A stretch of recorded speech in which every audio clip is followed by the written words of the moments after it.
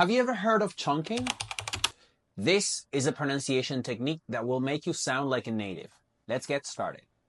So what exactly is chunking? Chunking refers to connecting groups of words in a sentence. So when we speak fluently, we don't do it word by word.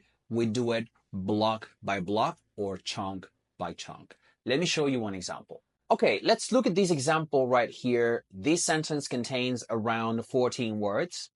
And if you don't chunk, you have to stop many times. If you read it word by word, it's going to be difficult to be smooth and fluent. So the first recommendation is break down the sentence into 2 or 3 blocks. We could say that the first block could go from cold until feels, and then the second block could go from for until benefits. After separating our sentence into 2 or 3 blocks, the first thing we have to do is know how to breathe. Why? Because we need only one breath per chunk or per block. For example, I could say, cold water immersion has been used in various fields. I don't stop between the beginning and the end of that block. That means I only breathe in and out once, or I only use one breath. Then for the second block, I do exactly the same thing. I breathe in for its curative and healing benefits, and I breathe out. It's very important to practice reading out loud and control your breathing, because these guarantees that you will be fluent and smooth when you read your chunks or your blocks. The second thing we have to take into consideration when we do chunking is connected speech. The easiest way to do it is to always find words that end in a consonant, followed by words beginning with a vowel. There are several examples in the sentence we read. I'm going to look at this one right here. Been, used, in. So there you have a sequence of consonant, vowel, consonant, vowel. Those 3 words should sound like one. So instead of saying been, used, in, you should say been used in, been used in. So you should chunk those 3 words. In the second block, you also have examples of connected speech. You have, for instance, for its, that should sound fritz, fritz. And then you have curative and, curative and.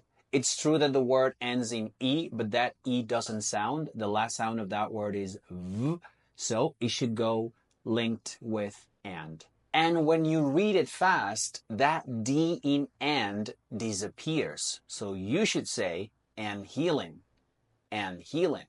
So that second chunk should sound like this, for its curative and healing benefits. You could repeat it several times until you internalize it. The last thing we're going to look at today is sentence stress. Sentence stress is basically a combination of weak words and strong words, or weak sounds and strong sounds. And this combination, the product of this combination, is rhythm. And English is a very rhythmical language. So let's look at it with the same sentence so that you see how this combination works. When you look at strong words, you're talking about verbs, nouns, adjectives, and adverbs, whereas weak words refer to grammatical words, pronouns, auxiliaries, prepositions, and so on. So, for example, in this case, we have cold water immersion. Those 3 words are content words. They are adjective and noun combinations. So those words are strong. You have to pronounce them with prominence. Cold water immersion. Then you have 2 auxiliaries in this case, and they are not so strong. They're weak. So you should say cold water immersion has been used. So that has been is not pronounced strongly, it's pronounced softly, whereas used, being a main verb, has to be prominent. So the final product, the final rhythm in this sentence should be like this. Cold water immersion has been used in various fields for its curative and healing benefits. If you notice, there is a rhythm, there is a rhythmical pattern. So the strong words are cold water immersion, use various fields, curative healing benefits. and the weak words are has been, in, for its, and. Now it's your turn. You have to read along and you have to follow my snapping because each snap of my finger marks the stress. Let's do it. Cold water immersion has been used in various fields for its curative and healing benefits. One more time. Cold water immersion has been used in various fields for its curative and healing benefits. Faster. Cold water immersion has been used in various fields for its curative and healing benefits. You see?